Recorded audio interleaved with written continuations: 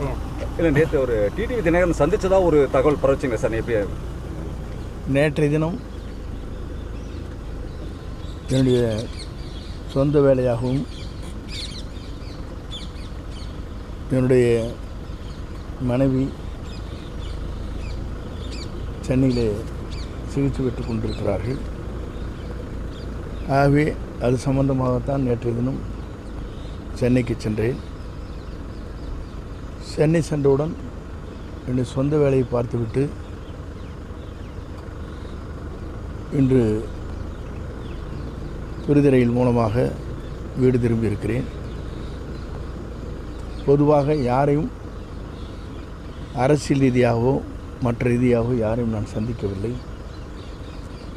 அதுபோன்ற ஒரு தவறான செய்திகள் வந்தவுடன்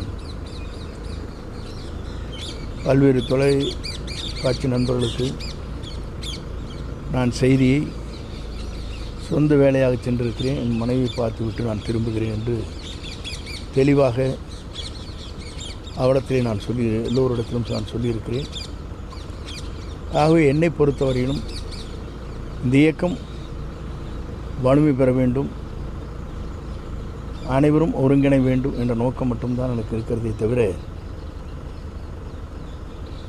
புரட்சித் தலைவர் கண்ட கனவு, புரட்சித் தலைவர் அம்மாவுடைய சட்டமன்றத்திலே உரையாற்றுகிற போது 100 ஆண்டு காலம் இந்த இயக்கம் நிலைத்து நிற்க வேண்டும் என்ற அந்த கனவை நிறைவேற்றுவதற்கு பல்வேறு தியாகங்களை செய்து தொண்டர்கள் இந்த இயக்கத்தை உயிர் மூச்சாக இருந்து கொண்டிருக்கிற இந்த இயக்கத்தில் எல்லோரும் எல்லாம் பெற வேண்டும், இந்த இயக்கம் வலிமை பெற வேண்டும் நோக்கத்தோடு தான் அன்றைய தினம் இந்த செய்திகளை நான் வெளியிட்டேன். ஆகவே எங்களை பொறுத்தவரையிலும் என்னுடைய குறிக்கோள் ஒன்று தான்.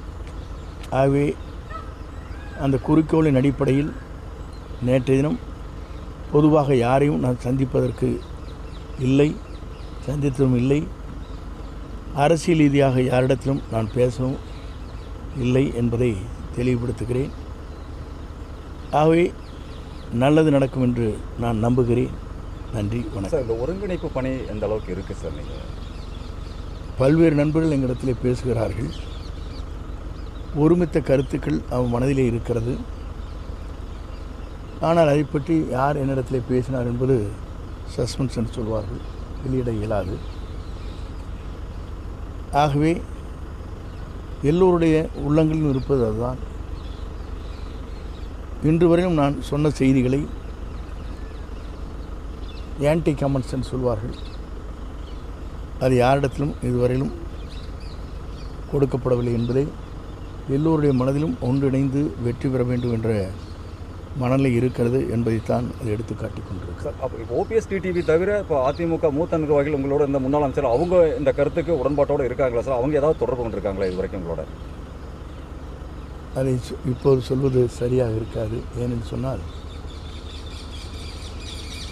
அப்படி சொல்லுகிற போது பல்வேறு சஸ்பென்ஷன் சொல்வது தான் சரியாக இருக்குமே தவிர யார் பேசினால் யார் பேசவில்லை என்பதை இப்போது சொல்வதற்கு வாய்ப்பில்லை.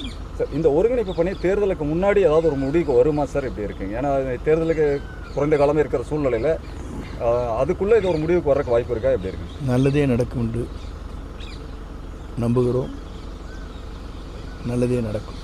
சார், அடுத்து யாராவது சந்திக்கிற வாய்ப்பு இருக்குங்களா சார்? பிஜேபியில் யாராவது சந்திக்கிற வாய்ப்பு இருக்குங்களா சார்? அமித்ஷாவை சந்திச்சுட்டு வந்துருக்கீங்க மறுபடியும். இப்போது சூழ்நிலைகளில் அவரை யாரையும் சந்திப்பதற்கு இப்போது வாய்ப்பில்லை. அப்படி வாய்ப்பு இருக்கிற போது உங்களுக்கு சொல்லுகிறேன்.